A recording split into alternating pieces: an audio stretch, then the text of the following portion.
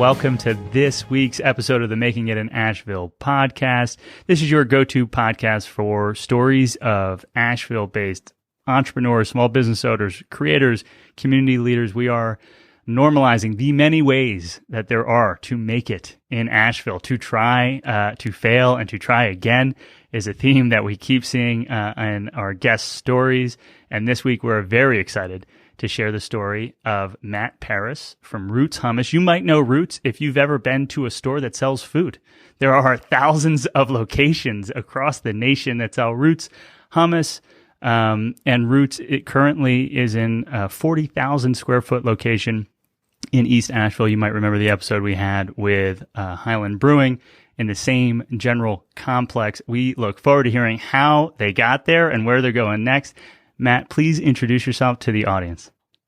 Hey, thank you so much for having me on. Yeah, Matt Parris. I've been in Asheville since '01, I guess, and Silva since '97. So in this region since '97 here. But yeah, been in Asheville and was actually working for a telephone company when I moved here, and was always trying to kind of plot my escape, and eventually did with a partner that started a little food thing, and then that quickly morphed into Roots. But yeah, I've been doing this steadily since '06. So wow. Okay, so Roots is, to me, one of the brands in Asheville that has seemed to transcend local, right? It's beyond local, it seems. And so it puts you in a very small section of folks who have made a national jump. And so I'd love to just spend a moment and try and say what is happening today in Roots, and then we'll go back in time. We'll go to the beginning and say, well, it wasn't always Roots, it was this, it was that. And so today, like, I see you in all the markets in Asheville. You make exclusively hummus, but multiple flavor. So what's going on at Roots?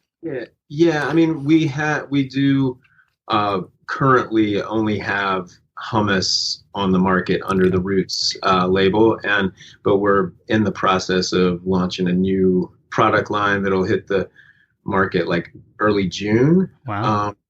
It's just that's the way that the grocery business works is often in kind of what's the latest greatest thing, and buyers get bored pretty quickly. Mm-hmm. And my rebuttal is that, well, there's the reason that hummus sales are flat nationally is because there's not much interesting happening in the category of hummus. So anyway, it's not super exciting, but that's kind of how it's a bit trendy, the grocery business can be. And so, we're trying to work kind of multiple tracks, as you have to do in the entrepreneurial world, and develop what's working and be looking down the road, but also be innovating in things that are going to allow you to continue to grow into new markets and stuff. So, but yeah, we've only doing hummus has been a very difficult thing for me to finally accept after years of trying to do my cafe. It really started as a cafe, and I really wanted to keep that thing going because it's visceral, and you're seeing people and you're meeting people, and it's like you get that instant sort of connection and get to share something delicious and fresh with someone. And it's just a little more personal kind of business that way. So I was pretty reluctant to just do the wholesale thing. Yeah. But, as is often the case, where you're things you conceive of as what is going to limit you is really, it's just in your head. There's so many ways that I enjoy the other aspects of the business in the wholesale realm as well. So we became only a wholesale producer or exclusively wholesale producer in 2011, I guess it was.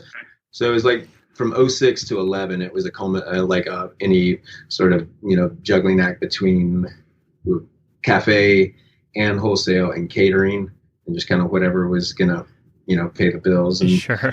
And I mean, just before the episode started, for context of, wholesale, it's one thing to have like a wholesale business. It's another thing to have a scale of wholesale where you're fulfilling orders for thousands of retail locations across the country, adding accounts that represent hundreds of locations.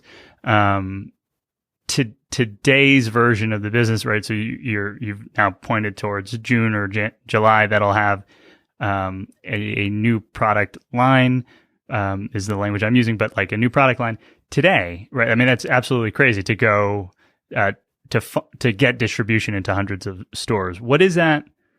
What does that look like? How 40,000 square feet sounds like a play number to me, right? We're in 700 here, right? So like, what does it look like how many people are involved in a 40,000 and, thousands of locations, distribution process, fulfillment, wholesale? Yeah, I mean, when we've been in this facility for like just right over 2 years, we've been operating out of here.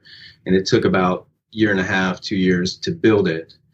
So this was, it used to be the Blue Ridge Motion Pictures facility here before Highland bought it. I mean, and I might be misspeaking on some of this, but I believe that was the I think you're right, because I think that they found, in one of the anecdotes from that episode was they found something that they thought might have been a bomb, but it was just like an old like canister of film from like the last tenants. And it was like this whole big moment at the very beginning of moving in. Yeah, there was apparently like, and again, I don't know if I'm just repeating, false urban legend or exactly what's right, but I think that this facility that we're in was where they were doing, some pretty massive scenes, as 40-foot ceilings, and apparently some of the Last of the Mohicans was filmed here or whatever. Wow. So anyway, the whole facility has been, I guess, a development of Highlands ever since they got in here. And then it was like, I think Lance Snacks was here before, as their Southeast distribution center. But yeah, we built the facility. I mean, it was just a big shell, the warehouse was. And we designed it in a way that was going to be able to hopefully scale for a very, very long time. So it's kind of wild.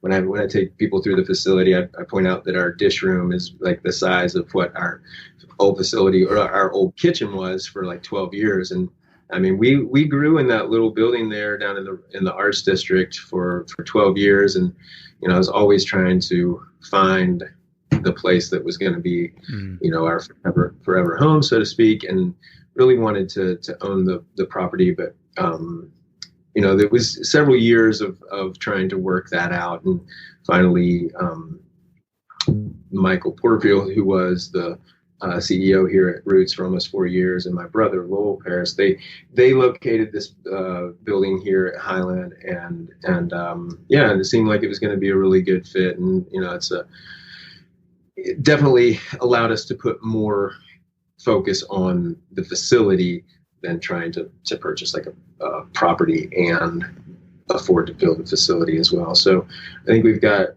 this is the scale of it is like at least 100 times more than where we were at as far as where we will be able to grow.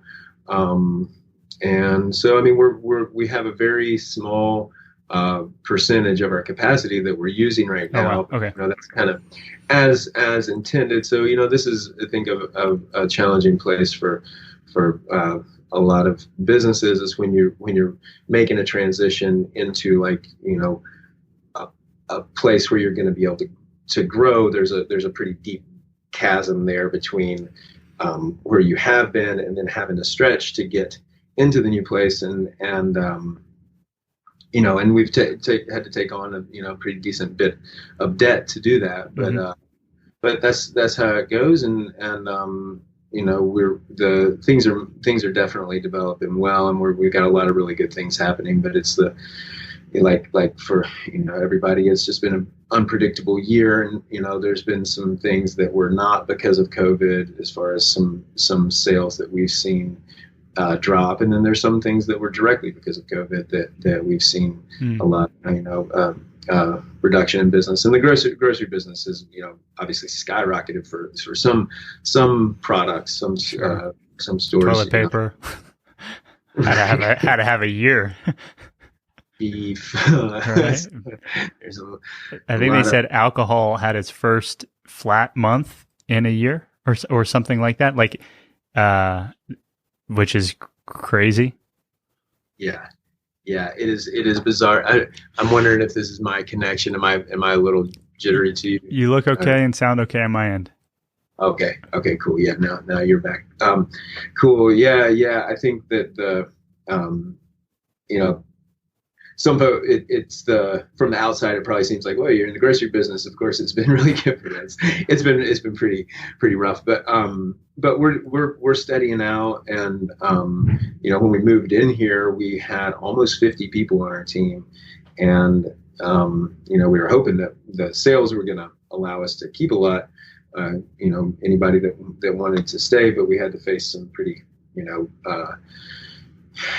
harsh financial realities as we got in here, and where our sales were and production and everything. And it's like, part of the intention was to get more efficient, and we got way more efficient. And so now I think we have 22 people on the team, but we're actually able to make significantly more than we were beforehand. But that's the trajectory of any manufacturing business, is that you want to be able to constantly be getting more efficient and having, fewer higher paying, higher quality jobs, than just continuing to do things in the same way that you've done. So that's what this space is allowing us to do, is continually find ways that we can, be more efficient. And the way that I tried to conceptualize this and designing this place is to be able to take real artisan techniques and scale them up to a mass production scale. And there's just some things that you can it doesn't matter if your kettle is 1,000 gallons or if it's 50 gallons. That's not going to change the quality of your product. But there are a lot of things that have to be done by hand, and super attention to detail, and you can't just throw another machine at. So I feel like we've done a really good job of finding a balance here that's like, we're able to do high volume, large scale production, but it was designed in a way where we make sure that we can, the parts of the process that do require that kind of artisan touch and attention to detail can still be integrated into that process. Because I think that happens. I think it's a real challenge in taking something, you make something wonderful in your kitchen, and then it's like, okay, we'll make 1,000 gallons of that, and like how you can't just like, oh, you got to stir it here for a second to make sure you let it cool for a second here. It's just like, it's a whole different beast, and I think that there can be a lot of product quality loss, and we experienced that moving in here. It was really rough for a couple months to try to scale up, and I wish that we could have just kind of like stopped it and said, all right, we're gonna make sure we got all the bugs worked out. But sure. And if we were owned by somebody who had the funding to say that we could do that, then that's probably what we would have done. But we kind of had to do it as we're continuing to stay in business. So it was a big transition getting in here. I honestly can't fully imagine it. I'm wondering, based on my limited knowledge of your story, you had not necessarily taken a manufacturing business and scaled it up before. How did you and team attempt to learn before you did it? Or did you just say like, hey, there are certain steps in a business's trajectory where I'm sure it has to look like a leap of faith, but most everyone does some form or another of diligence. I'm wondering what yours might have looked like. Were you reading books? Were you interviewing other manufacturers? You have like a network of folks who have been there, done that, that you call on? Because the transition from a kitchen to something that could potentially throw out 100 times more product is so big that it's a leap of faith. But I'm wondering what diligence looked like for you. Yeah, I'm not very structured in my diligence. I would say. I mean, I thankfully, have there have been people that I've been connected with and that have been so incredibly supportive and have expertise that are not where I mean I basically just started designing this place, and Jason Pizarro, who ended up being the project manager here, who has a career's worth of engineering and machine building, he worked with me on, I guess, a project a couple years before getting into here, and we worked really well together. And he's just got a level of expertise and that kind of thorough diligence that thankfully it was the timing of it worked out, and I had a really competent and trustworthy partner basically to do this with. And so he helped make that process way easier, to get in touch with the right process design engineers and people that we would need to be working with to do custom equipment of this scale. And there's so many organizations out there that can help with the design of this kind of thing, but because of Jay's expertise and because of my sort of focus on, I know how I want it to be done, and we kept finding that nobody does it really that way, and it's not like we're doing something, it's not rocket science. It's just that it's a different technique, and for several parts of our process, and strangely, as simple as some of the stuff was, we realized when you put it on this kind of scale, people were just like, why are you going to do that? Why are you going to, you just pump it from here to there? It's no, we have to do this step in between. And so we had to design stuff in a really custom way. And I'm sure that's how every manufacturing process goes. It's not really like a plug and play thing. And that can be very expensive when you have to build the thing and then see if it works. Yeah. What a crazy concept. It's if it hasn't been done, and then the testing and the iterating and realizing, oh no, we used to just we just used to transition from step, 13 to step 14.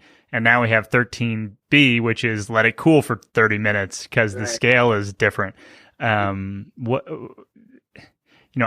mind grabbing at concepts is, buzzwords, Six Sigma, the book, The Goal by the guy Goldie Rat, where you're attempting to troubleshoot, ask why and how, 5 times, and then you finally get to the cause of the thing, which was a loose screw somewhere. So is it just, find the right partners who have the competency in production design and engineering, and then at the end of the day, it's you need to attempt to make hummus and figure out what's not working.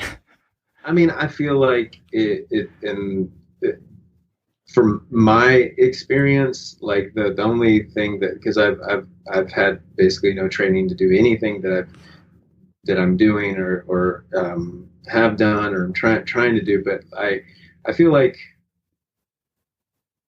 if having clarity about the why you're doing something and really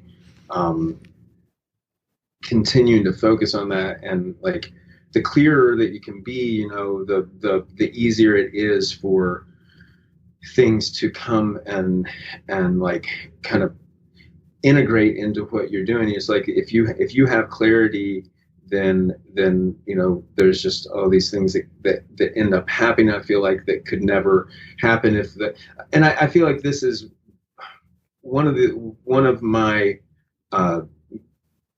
kind of instincts that I think actually is helpful, even if it is probably kind of maddening sometimes for the people around me, is that I do. I don't really get bogged down in like, well, that's not going to work, and then that's not, it's like this is I know it's we're going to make this happen, and it's the the analysis paralysis thing. It's like that. There's 100 reasons not to do something, but it's like if you know what your reason is to do it, then all that other stuff can get worked out, and I just feel like that I've been fortunate that I continue to work with people who are in that kind of flow and alignment, and I don't really play defense unless I have to, and try to figure out, okay, well, it's there are a lot of realities that you have to deal with, but as far as where the business is going, it's like I feel like if you're not careful, you end up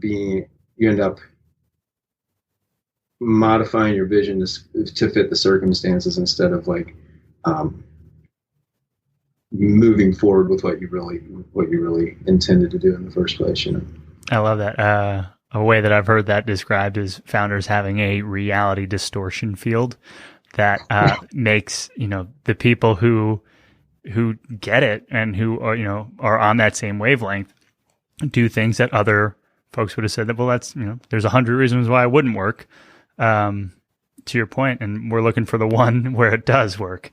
I love that. And I think that type of, that story is not necessarily unique, right? It's the context and the making hummus is, but the idea that we're just going to figure it out seems to show up a lot when you talk to people who are building anything.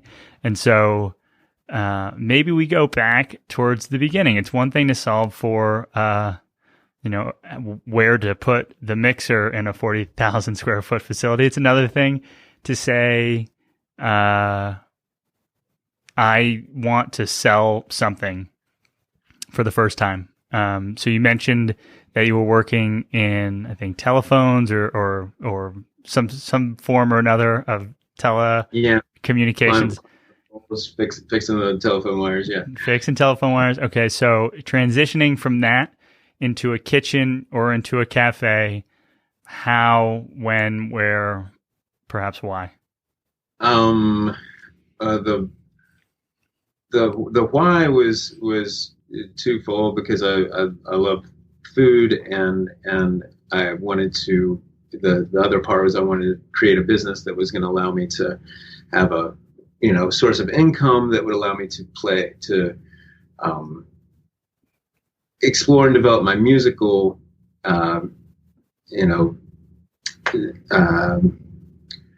passion, and that's really what I have intended for a long time to focus on is music. And I had the idea that I was going to be able to establish a business that would allow me to focus on that more exclusively, and it's taken a lot longer than I anticipated to kind of get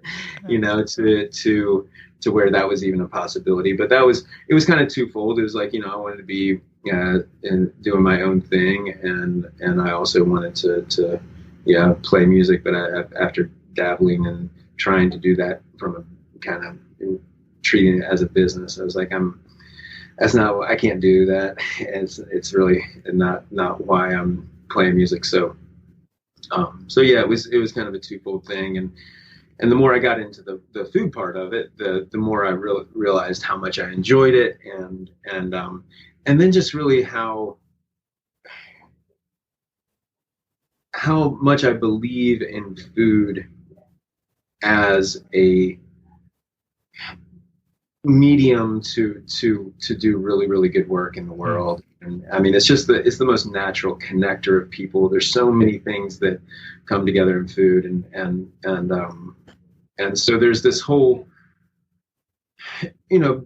way that I've conceptualized what the business exists for, that has, I think, driven me to want it to be like really, really successful, so that I can focus on the work of the mission, the vision of why I'm doing this in the first place. Because if it was just to, make more and even, there's so many things I enjoy about the food process of it, and everything that goes along with the sourcing and the creation and the product design, the packaging design and everything. There's so much of it that I enjoy, but that's not enough for me to want to like continue to work on it like this. It's really more so that it can be a financial engine to help the what I see as the real work of Roots, which is to help bring about this message is of using food as the medium for teaching, as the basis for education. And I just, we're in a very tenuous period of time here, or situation, just as global humanity, that we're on obviously a very unsustainable path, and I just we don't have a whole lot of time to who knows how things are going to play out. But as far as on a pretty massive scale, we got to turn things around pretty quickly. And I think food is the only thing that has the power to do that. Our relationship with food is the only thing that can actually pivot our trajectory. And that's where I feel like my work is to I have to keep the ship steady here, and like we're trying to get reestablished after it was a tough transition into this place, into this new facility anyway, and taking on debt for the first time in earnest, and then the pandemic and everything. So we're trying to just get this steady, and that's the thing about being an entrepreneur. You have to do 10 things at once a lot of times. But my drive is for the work of the Roots Foundation, and is to really focus on education, and education through food. So I got all sorts of warm fuzzies from hearing that. I'll call it a monologue, but hearing that story, right? So it's one thing to say, I wanted to make a quick buck. It's another thing to say, I wanted a better lifestyle, right? I was working for Acme Corp, didn't feel valued, wanted a better lifestyle. I want to play music, right? So there was many degrees of what might make someone start a project for the first time or a business for a first time. Your clarity on this, food as the vehicle for global change and critical global change, was that there from day one? Is that because it almost feels like it's something that, like, as you run a business, you might find clarity in hindsight, like, we actually, check this out, we have a potential to do real meaningful work here. Like, every vendor we select makes a difference. Every right. dollar that we make in profit, we can choose to use it wherever, however we want. It's ours. Or was that, was it baked in from day one? It was, I basically had a year of development it was kind of what preceded Roots, with a couple partners, and we were trying to do like a wholesale thing together. And it was really when I decided, and I kind of, there was becoming some complications there. It's like, and I decided, I want to keep doing that, but I want to do my own thing, and like open up this little breakfast lunch cafe, and really trying to get clear about where am I coming from with this. And it seemed very clear to me from that time of saying, I'm gonna do this part of it on my own, that like the reason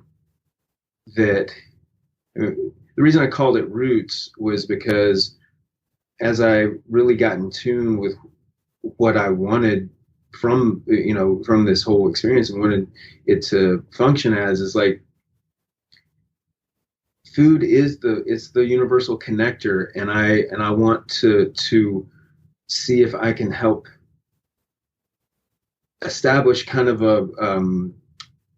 a network of urban suppliers that are supplying us at the cafe, and we'll help them transition their yards into growing space, and then guarantee them that we will buy X amount until you pay that. If we've got an investment in transitioning your space, then you give us a reduced rate for a while on stuff, but then we will buy everything at market price. And just the vision of if everybody was growing, and you could actually have a pretty vibrant urban production environment if people had a real outlet for what they were growing in their own private space. I mean, and it was really more of an instinctual kind of understanding that food is the most natural connector, and the more that I got into that kind of idea of community and urban agriculture, the more I realized, well, it's really difficult to try to have longevity with individual homeowners and stuff. So I switched into working with the schools, and partly a large part of that motivation was because of my son and seeing his experience in the schools, and how the food in schools work, and how much is missing there. And so, and just trying to continually work on from that idea of kids learn better in nature, food connects people. I just want this to be useful for our world in a positive way. And if we weren't in the situation that we were in, then yeah, make your money and go do whatever you want to do, whatever. But I have I think a lot of people have vested interest in trying to figure out how to be a part of the solution and a lot of the changes that we have to make and or we need to. And so, and I think honestly, my sincere desire to be helpful in that, and not to try to turn it into something that we could put on our label or greenwash or something. It's I feel like that has been my guide is that I really do care about how we interact with the world, what we can where we're going, and how we can really change things. And I think education and food are two of the only things that we can agree on. You have no argument from me on those two as paramount. I'm wondering, in the early days, as maybe as you're thinking about starting your own thing or starting Roots, starting the cafe, but any resources, people that were inspirational to you or particularly helpful? My mind, as you talk about your why, goes a little bit to Dan Barber and the third plate, and thinking about food systems and how we're all connected, and if we can make better food a bigger part of everyone's world and realize that it's accessible, then we could change this thing. And so I'm wondering, early days, where did influence come to you and from? I mean, honestly, the people that come to mind, and I'm not proud of the fact that I'm not super well read. I don't read a lot, but Michael Pollan, definitely, a couple of his books, and then Joel Salatin, Polyface Farms. I don't know if you know Joel Salatin. I just think he's the man, and just a couple people who I felt really understood the kind of the power of food and the right approach, because I don't the way that Joel Salatin approaches it is not in this we can't demonize animals or it's there really is a balance that needs to be struck, and it's easy to we keep trying to apply these top down kind of solutions to things that there's just much more of a dynamic kind of web. It's not, you can't if you just try to, if we were all vegan, we had no animals. It's like then you have to have all kinds of inputs into your soil. That, I mean, it's supposed to work together as a whole ecosystem. So, but yeah, those are two kind of heroes of mine, and yeah, just like. Yeah, so those were definitely. That's a great answer. So Joel Salatin will be bookmarked, and we'll link to him. Michael Pollan, I think Sarah, my wife, and I have most Michael Pollan books at this point. He is a huge deal. I'll listen to his podcast. I'll watch his. I think he has a couple of Netflix shows. So those all make perfect sense. Love that. And now you're running V1 of what will eventually become Roots. I mean, it was over 15 years or about 15 years ago at this point. Do you remember some of the first mile markers where you're like, all right, we have a wholesale account, or we have 10, or we need to change some part of our production process because it no longer supports demand appropriately? How to hire someone? What happened early days? Yeah, I got connected with Randy Talley, who connected me with Earth Fair and got a meeting to where we were basically like got the opportunity. And this is after basically getting kicked out of the West Asheville Co-op and being excommunicated to the arts district there for a couple of years and trying to make it work there. Yeah, made that connection with Earth Fair and had the opportunity to kind of interview or present a few items to them that we ended up working with them in kind of like a commissary kitchen capacity. But one of the first, it's like when they put their maybe second or third order in for hummus, and it's like literally make it in a countertop, just like your KitchenAid or something. Yeah, you make 4 or 5 pounds at a time, and we've got to make like 250 pounds of it. And it was like, oh my God, this is clearly not going to work like this. So I remember that first production run of like doing immersion blender. It was that we couldn't get the texture we want with it. Actually, I didn't even have an immersion blender probably at that time, but yeah, a little tabletop Cuisinart. Oh baby. Yeah, and then it's like, okay, so welcome to the world of VCMs. You got a bigger food prep. Now we can make 75 pounds at a time. And then, holy shit, they're going to charge me, they're going to charge me $4,000 just to wire it. It's like you start some of those things that the early days, it's just like, I don't understand how any of this can be this expensive. It's just like, I mean, I started the business with $10,000. So like that, it was, I mean, I honestly looking back, I don't know how I made a lot of it work on as little revenue as there was. I just really don't even understand. But it's all relative, and that's your reality. You figure it out. And, but yeah, that one definitely stood out. It's like 8 hours on the tabletop with doing 4 pounds of hummus at a time. Wow. Yeah.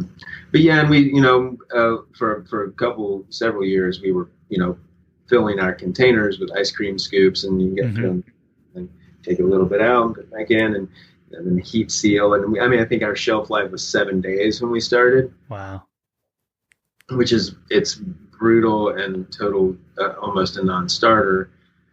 But it's just like we kept figuring out ways to make it a little better and a little better. But that was always our kind of Achilles heel, was spoilage and not having product. I can only imagine. And so it seems to me that having Earth Fair as I'll call them flagship client, early days would be a huge.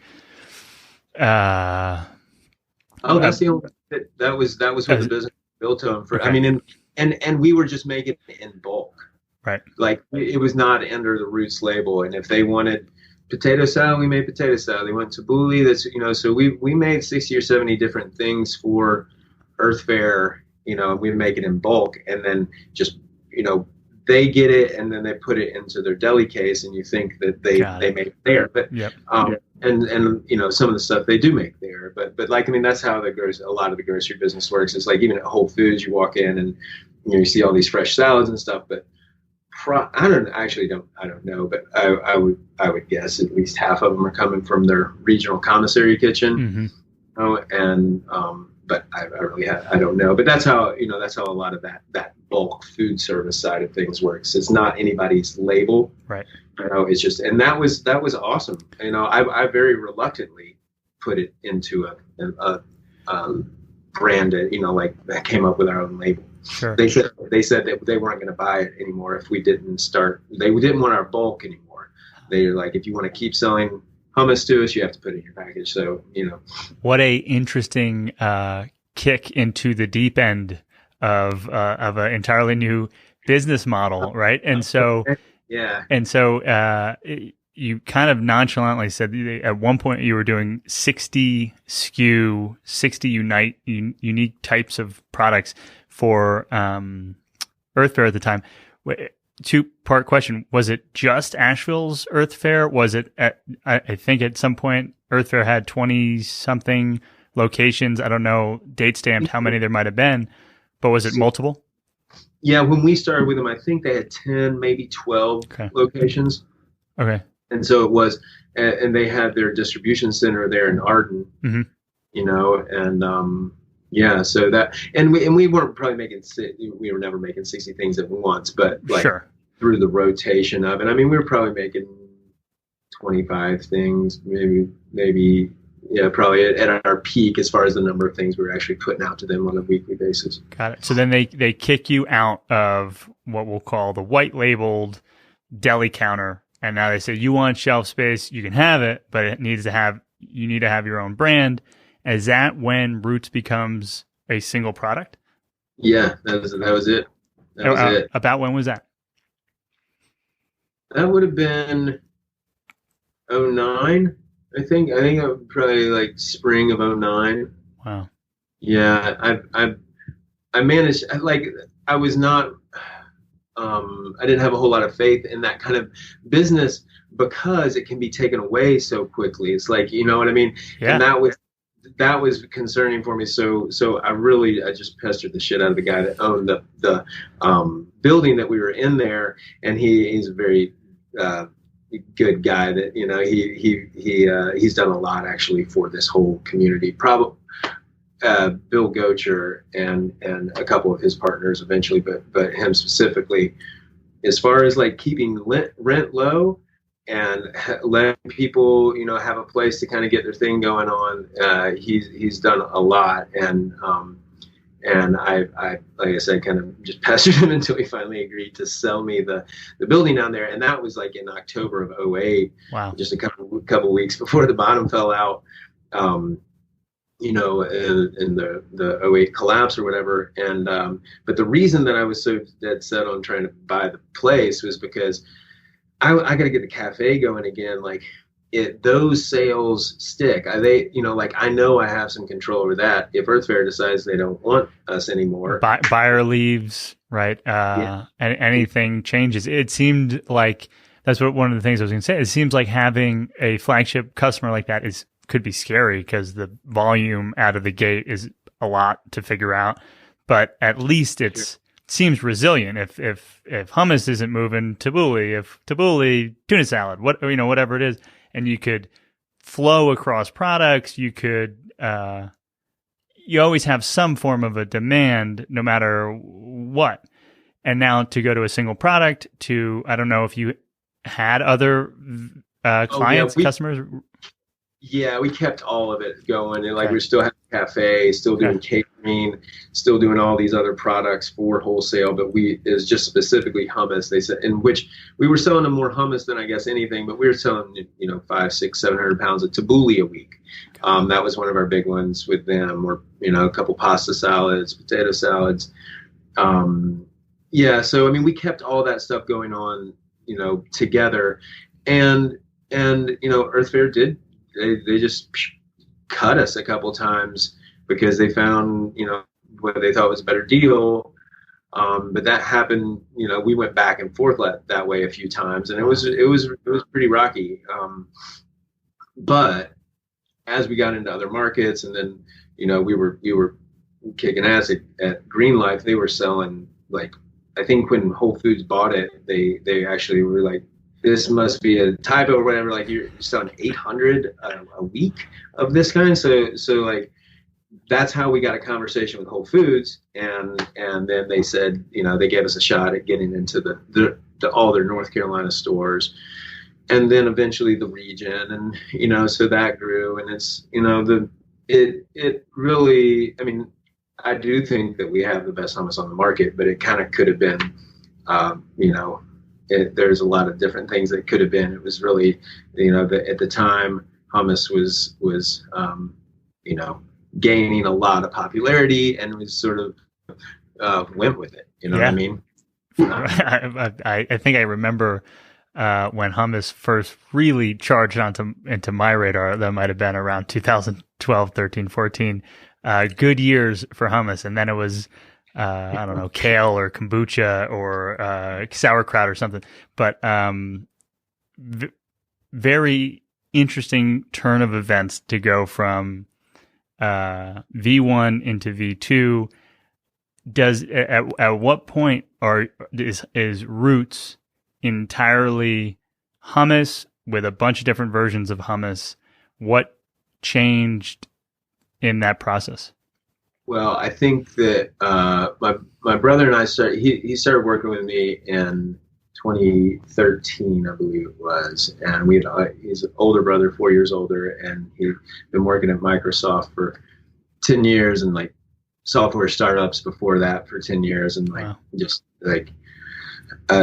just his capacity and caliber is enormous, and he had always talked about wanting to work together, and I finally like told him at one point when he talked about it again in 13, I was like, please just stop. It's like I get my hopes up, and then and then it doesn't happen, and then we started, and then he called me like a couple of days later and said, well, I just quit Microsoft, so what do you think? And so we started working for 13, and it was shortly after that we decided, like, all right, let's let go of, we were packaging salsa. We had 3 different kinds of salsa, and tzatziki sauce, and they were doing fine. They were actually making money, but we just said, we want to be the gourmet hummus brand, and like it's just easier for people, like, and the sales were there to where it's like, okay, we can survive and do all right with just our hummus sales. So like, let's let go of these other things. And I think it's easier in the mind of the customer. It's like, I want to be, the top shelf hummus, and like, let's go with that. And, so that riches are in niches, is what certain industries will argue. And it seems like, that could be a truth of the 80-20 principle, right? So like 80% of the business is coming from one of the 5 products, or however you want to run the math. But there's also, it seems, some entrepreneur types will love options and love many projects and love, like, the juggling act. And so was it scary to let go of these winning products that were winning less? Yeah, it was like early fatherhood. It was just like, I'm at constant, like, discipline that I'm not quite adept at. It's like, nope, focus. So it was only hard for my ADD. Sure. Yeah. Sure. How was working with your brother early days? Oh, it's amazing. He's like, no, I mean, I'm so lucky. It's like we complement each other really, really well, because like he just has, like I said, a vast capacity and caliber for all kinds of organizational, structural, like, competency, and I have a kind of an intuitive sense about some of the things that, with the product development, and just, I think production is somewhere that, like, I really enjoy the production puzzle, trying to figure out how to make something, take the way that you're making it on a small scale and make it bigger, or like, how do we, develop parts of our process that are going to enhance it. And, it's just there's the actual manufacturing process is really, really interesting to me. So I really enjoy that, and product development, and But yeah, that's we work really well together. That's great. A little yin yang, a little right brain, left brain energy, seemingly. For sure. Cool. And so he comes on, you reduce the SKU diversity. I don't know if that's the right term. Product types.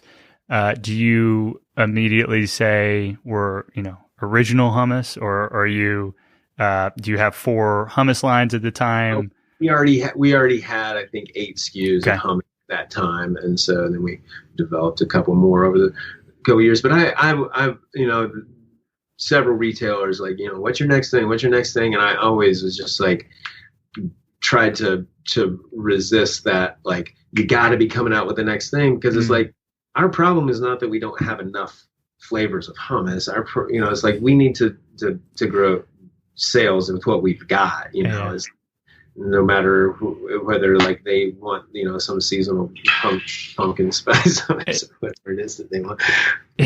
That's yes. I can imagine a buyer saying pumpkin spice immediately. But I feel like that's a huge balancing act. So in many years ago, I helped with a Kickstarter campaign for a really awesome product, and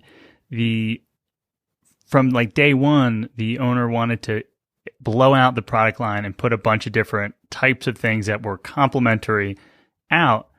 And there's a balancing act, it seems, between going wide with compliments and going narrow and saying like, we're not even at 0.001% of the total addressable market for this thing. No kidding. Yeah. Let's get people to reorder before we go to the next product.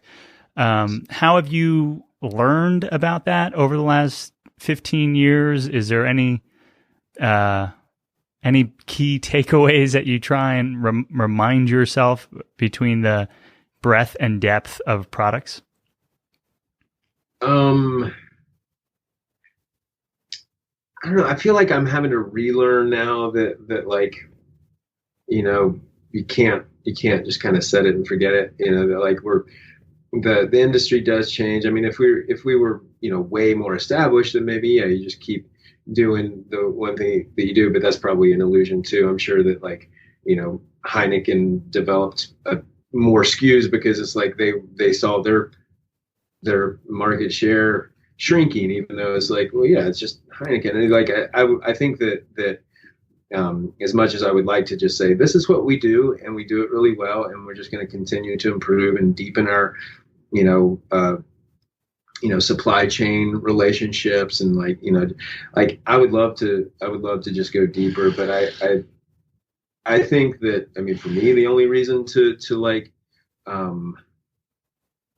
really push on innovation is because the market kind of requires it. I love to do it on my own and like play with things that we could bring to market, and I love that creative part of it. But it's tough even sometimes. I mean, we've been playing with some stuff here recently that's phenomenal, but it's like, how do you market? What do you tell somebody to do with this? I mean, and so there's a whole like side of sales that like doesn't seem to necessarily be connected to whether or not it's a good product. It's like, if people don't understand what to do with it. So it's like, it's interesting because because of how the business developed, I think to a large extent, like I have that sort of fluency with like, oh yeah, what do you need? All right, yeah, we'll make it. Like, and I like that. But as far as trying to put that under the Roots brand, that's not necessarily what we need to be doing, because it's like, if you're not careful, you end up diluting yourself. And I'm honestly, a little, it's unknown territory with our new product line is like there's a dairy component to some of it. Yeah. And it's right. So we've been vegan, this vegan focused thing, and now we're moving not away from that, but like into other products, and I'm sure we're going to get some kickback, and so, but most people probably do not care if we're not just a vegan company. But Yeah, I guess long way of saying that, like, I'm I'm definitely not a fan of like iterating for iteration's sake. I think the only things that I'm wanting to develop um, are things that I think are really going to deepen and enhance the brand. And like we're working on these like mushroom nut sort of dip spread things that I think have a lot of promise. And I want to be more into the stay more plant focused for sure. But yeah, I'm realizing that with our facility here, that one of the things that we've got, we have a huge market that's available to us that's not necessarily just roots products, and this is how manufacturing facilities go, is that you end up making other people's products sometimes too, and that's cool. I mean, I want to do that stuff, but you have to do it on a parallel track. Yeah. Well, I want to ask about the next products and I want to ask about the future, but there's one part of your story that is you mentioned in passing, and I want to just ask a question about it because I don't know if we've had a guest that has had to go through that process yet. I can't recall, but hiring a CEO, you mentioned that you had a CEO for at least some portion of time. What was that like? Well, it was much like most of the connections that I end up working in, is like it really felt very guided and kismet for both of us. And Michael Porterfield, we had been friends for a few years, but sort of on the periphery of each other's circles, and then we started talking more, and he wanted to see if it was interested in working with Roots, and I think kind of in a sales capacity was the initial format of us communicating. But the more that we worked together, and I realized like, wow, this guy, he understands all these different facets, and I think we're geared in a similar way in a lot of ways. And I kind of always been trying to get the business to a place where I was going to be able to step away from play music. Yeah, exactly. I remember. Okay. Yeah. And so it seemed like it really came together really well for both of us, and it was a really good move for him. And it was like I couldn't have imagined finding someone else that I would have like actually been able to, trust on that level of just to know that it was in really good hands, and that we share a similar vision. And so that once we agreed that was going to be the transition, that was like maybe March of 16. And then we were in lockstep there for about 4 months trying to get him up to speed. And then it was time, and I stepped away and said, I'll see y'all in a year. and I went and just traveled and hiked, and was like, what try to figure out what I'm going to do. I love it. Did your brother stay in the business? Mm-hmm. Yeah, and he and Michael were like, Michael is like another brother. The three of us work really well together. And and it was really weird. Like, we always talked like we were going to be, just sort of, of course we're going to be working together for foreseeable future. And it was February of last year that Michael said, no, I feel like it's time for me to move on. And it was like, wow, all right, was that cool, man? What are you going to do? And he's like, I don't really know. Like, all right, well, so give me a couple weeks, and so I got to stretch. It's been a while. Exactly. And then a couple weeks later, I come back. My first day is March 9th, and it was like that said everything was like shutting down. Yeah. Happening here, so it was really bizarre timing, but I'm super glad to be back and engaged in it, and trying to, like, I really love it, and it does invigorate me, and I think that part of my sort of journey that I'm sure some people can relate to is like sometimes you have to like do the full arc of trying to like get out of something, to realize like, no, that's like my engagement, like my vitality comes from, being fully engaged. And I think that we're kind of fed this narrative, and I mean, I definitely fed it to myself, but I think it is a narrative that we kind of get culturally, which is like, yeah, you do your work so you can escape and go do whatever you want to do. But it's like, I kind of had to come all the way around to realize like, this is what I want to do. Like, I literally can't imagine having something that I would be more, excited about being engaged in. It's like, I love so many facets of this, and I just got to learn to balance it instead of, go, and then try to get out. Sure. Yeah. There's, a gift to many people was Tim Ferriss's 4-Hour Work Week. I don't know if you heard of or read or, okay. Yeah. But the concept is intuitive enough, but there's, often in my experience, a part that is missed, or a context that is not, noticed, which is, the idea of building a business that you can throw into quote unquote autopilot, or, a cash flow dream, is often wildly unfulfilling, right? Like working to escape, to your point, to your words, or thinking that, once you hit X amount and then you can just go on a beach and work for an hour. And, most people who achieve that, and I am not one who has, but most people who go far enough in that direction and achieve it, hate it and like die for work that means something to them. And so, if you feel like you have to walk all the way out to the end of that, tightrope to realize that you want to go back, sure, take whatever lessons and lumps you need.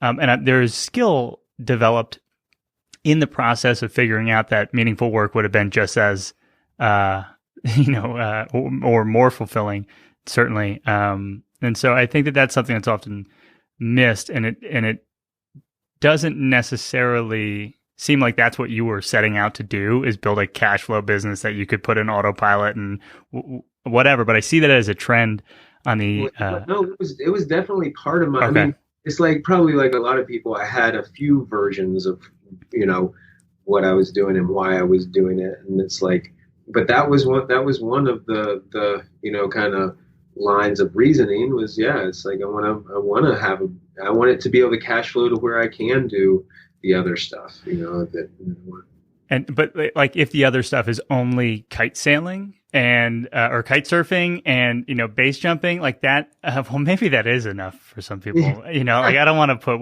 I got some buddies that would be enough.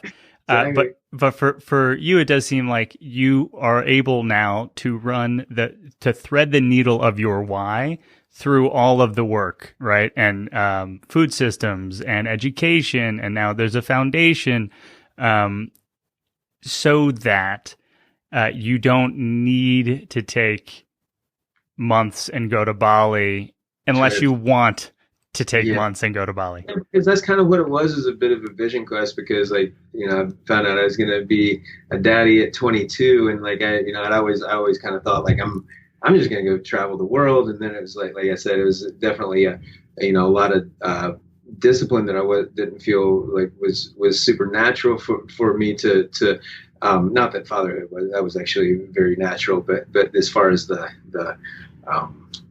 kind of, oh yeah, this is what I do. Oh yeah, I'm not going to just take off. So I think I had this sort of unresolved narrative in my head about like, oh yeah, I've got to go and have my adventure, my vision quest. And now my boy's 18 and he's going and doing his own thing. My business is in a place where I can step away. And and that's what I realized after not too terribly long, was that like, there's no amount of being a tourist or whatever even if it's like, other cultures are super interesting and I really enjoyed traveling to some extent, but it's like, it became clear pretty quickly. Like if I'm not involved in something I feel like is meaningful work, I'm no, I'm lost. Yeah. So I love it. So let's talk about the meaningful work that you see we're pretty much at the start of Q2 of 2021. What's happening for the rest of this year? You have at least a product line. Is it going to fly under the Roots flag? Yeah, it is.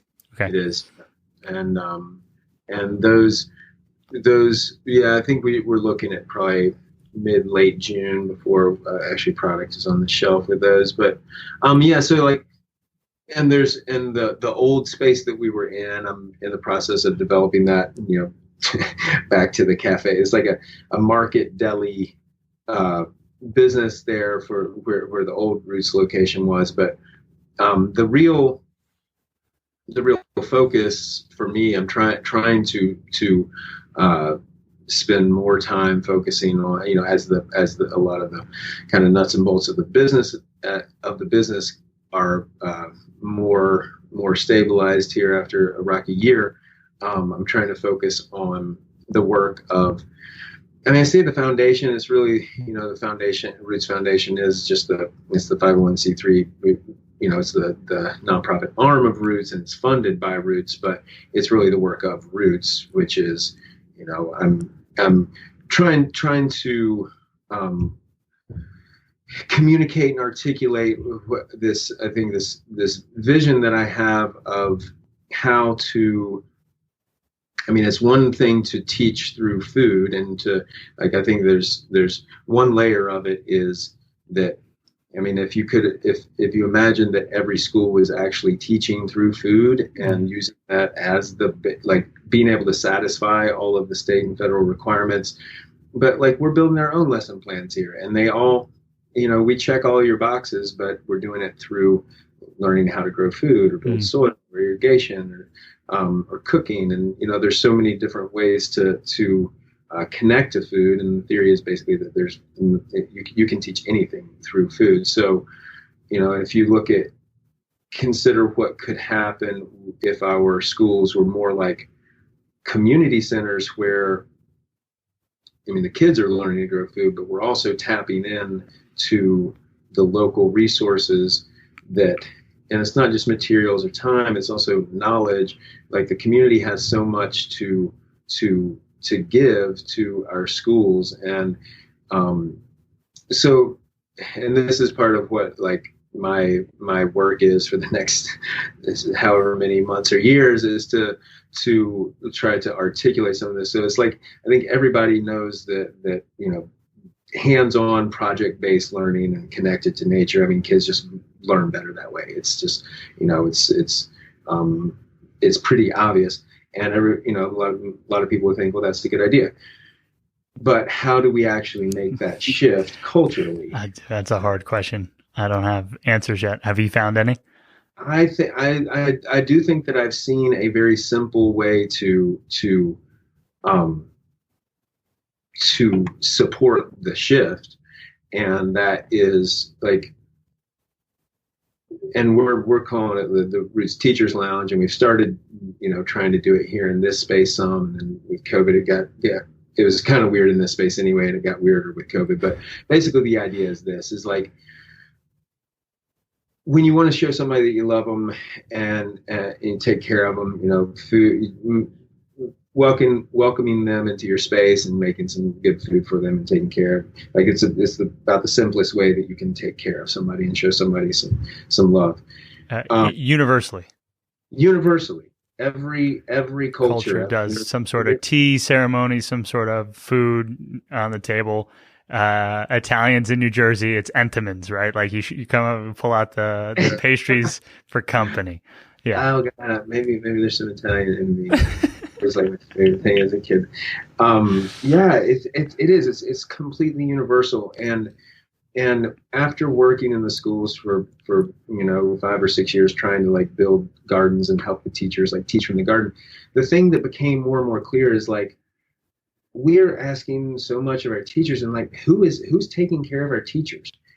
None of the educational reform that needs to happen is ever going to happen unless we start actually supporting our teachers, instead of, and I've said this several times, that our relationships with our teachers is analogous to our relationship with the earth. And we just want more and more.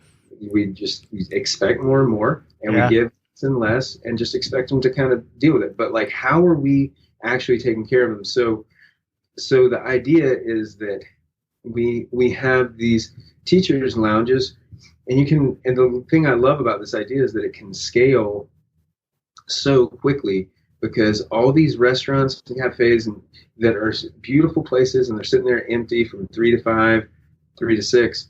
When you turn your place into a place where you welcome teachers after school, and they can come, what we're building is like, you can come and eat and drink for free, and we're gonna have to systemize that to a certain amount to where it's like, because but that's the whole other thing as far as the financial part of it. But the spirit of it is just come and get replenished after your day at school. And it's a very direct way to be able to take care and show some love to teachers.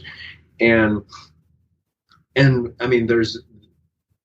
you can't put a calculation on what someone does, how differently they behave and perform when they feel loved and supported than when they don't. So that's one layer of that. But the other layer of that is that, imagine if our cafes and restaurants, and from that after work to pre-dinner time, if we have these spaces where we're taking care of our teachers, and we're inviting people in the community to come, it's basically like, think of it as the intersection of food and education and community, and people who are interested in learning how to connect to their schools through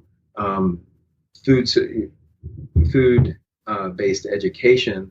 Then there's like, everybody's welcome, and the the idea is to create like a network and a support system for our teachers, to where when they want to build a project, they can just ask for what they need from the community, instead of having to write a grant for it, or try to have a bake sale or whatever, raise the funds for it. We can just directly ask the people in our community and the businesses in our community for whatever it is that we need. Because like, the waste streams of a lot of businesses, Roots for instance, 105 gallon buckets a week, you can do a lot with that as far as agricultural sort of uses for it. We got a PVC factory on the river there. There's like, there is no shortage of resources. And so the whole idea is that instead of trying to figure out how to add more things to our schools to make them more successful and resilient and stuff, it's like, we've already got everything that we need. The infrastructure is in place.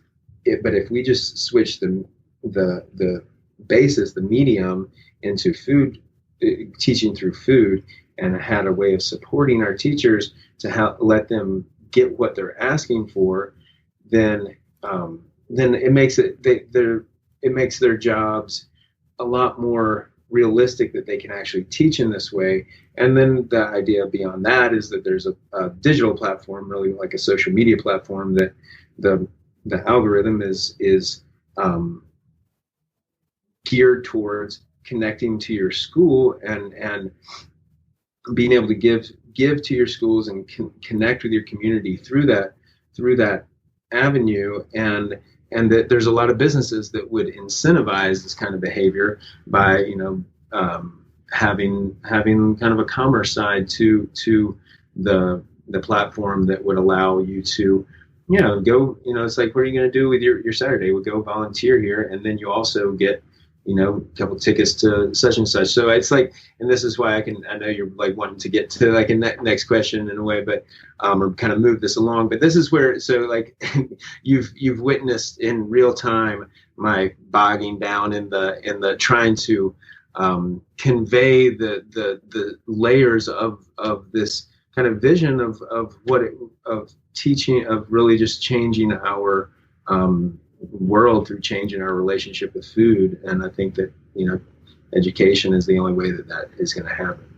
I love it. and B, I think that all of the ways that you've discussed in person in an app, connecting commerce and specifically the partnership, oftentimes internal partnership between a for-profit and a non-for-profit arm of that business. Those are exactly the ways that my mind jumps to for how this gets done. Do you have any like particularly good relationships with schools yet? Or are you looking directly to teachers, or like, are you bypassing a school and going to teachers?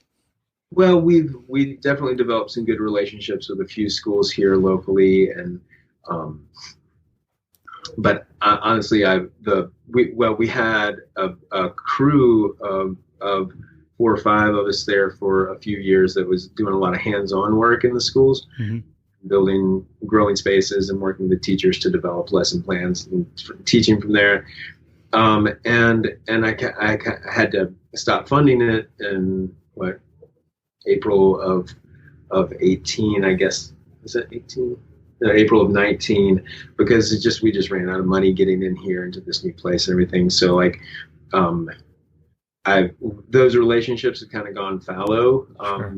But now, there's a lot of, obviously every school seems to be doing it a little differently now. Its own problem sets, new.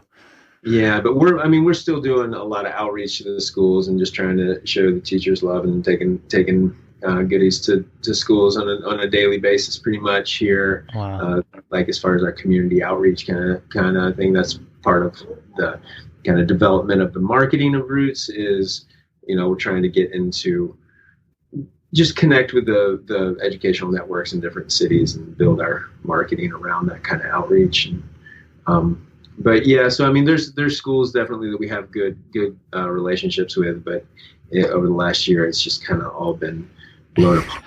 Yeah, I can't. Schools of all the places are. I found myself thinking last year, man, I'm so glad that I don't have a school-age child right now to figure out the operational chaos in that last year and now and for the foreseeable future. Crazy. What would support look like for you and for the Roots Foundation today if a listener was like, I agree, food is the way, children, absolutely. Is it come to an event? Is it check out the website? What does support look like? Yeah, I mean, at this point, like connecting with us at rootsfound.org, and the donate button there is really like the main thing we're asking people to donate is their knowledge, their time, materials, and money, if you want to. But I mean, connecting with us there is a really great way to learn about what we're doing. And if you want, if there's support that wants to be given, it's harder for us to channel the things right now that are that were kind of intended to be, directly with the schools as far as like materials and volunteer time and stuff. But yeah, I mean, connecting with us there is the best way to kind of support right now. But I mean, honestly, what I am wanting to do is like be in touch with more people that are in the educational field that are trying to help, reconceptualize how to put the pieces back together. Hopefully that they're not going to be put back together exactly the way they were. I think this is an opportunity for us to make some real changes. And, so I'm trying to get more connected with some of the folks in our area here that are going to, I think, help us get the word out more about what we are doing, and just how to help build some of that kind of cultural, just reimagining it, because it's like it's pretty obvious. It's so obvious that it's kind of hard to even recognize sometimes. But it's like our teachers are we have to change the way that we take care of. We got to change the way we take care of each other. Period. And it's like our teachers are taking care of our kids, and if we're not taking care of them, then we're lost. So I think you're pointing at a truth that is really hard for anyone to challenge. So, listener, if you are connected, get connected to Matt and Co. at we'll have the link in the show notes. We'll have it so it's easy. But it was rootsfound.org. That's Perfect. right. Yeah. And now, if I wanted to support, because I think that mushrooms 2019 through 2021 have been, you talk about a vertical line. I think mushrooms are going through the roof as a product, as a food, as a coffee type, as a everything, as a psilocybin, and like everything mushroom is white hot. And so if I were to want to get in line to participate in some mushroom, am I right to guess that you mentioned mushroom and nut are going to be the next types of products? Yeah. That's what we've just been working on recently. Cool. Yeah. Which I'm so psyched about. I mean, mushrooms, it's like the more I learn, the more it's like that's we're teachers and mushrooms. That's what's going to save the world. That's a t-shirt. Yeah. Let's put that on a bumper sticker, man. I think there's something there. T-shirts and mushrooms. Sure. Matt, we've meandered from 2097 when you were in Silva to today. Any parts of the story that we might want to shine a light on before we ask your final Making It in Asheville questions? My son is having his check ride next week. He's going to be getting his pilot's license next week. So that's part of this that doesn't have anything to do with necessarily, but as far as one of the part of my story that I feel like is just it's so good to see him find that new love and bringing it to a point of fruition. So, but no, I don't know if there's anything anything else that's like that I feel like hasn't been. I mean, there's so much, but I just feel like probably a lot of what my experience has been wouldn't have happened if it weren't in Asheville because. So that is the next question. So when one of the only consistents is when you think of Asheville, word, now it's in a circle, we'll go in school, Venn diagram, Asheville, community, the part that overlaps, what shows up for you? Well, just like a support that I didn't even understand from people that I didn't even know, that just there's just this attitude here of like rooting for the hometown folks, it's like that's something that it has, and I'm sure there's a lot of this in different cities, but I've never lived like this anywhere else. So, but I get the impression it's pretty accentuated here. That it's just like there's people really love to see somebody doing their thing, and they're very supportive of it. And it just seems like 1,000 helping hands come to sometimes it feels like there's, the loneliest road you could go on is entrepreneurship, but I just think this town it's just really full of people who really have, their heart in a good place and want to help each other. Heard. I tend to agree. And if this listening audience wants to participate, follow along, learn more about Roots, where would we send them? Rootsfood.com, rootshummus.com, but get in touch with us too. I mean, we do facility tours sometimes, and I would at some point, if you want to come, I don't know what your risk tolerance is or where your vaccination is, but I mean we keep close. It safe. Yeah, cool.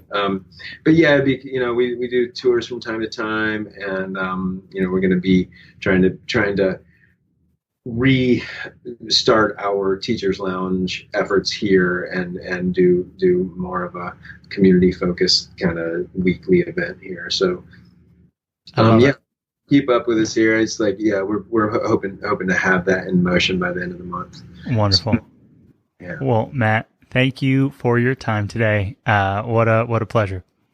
Likewise, honey. Thanks you for shining a light on all that you are here.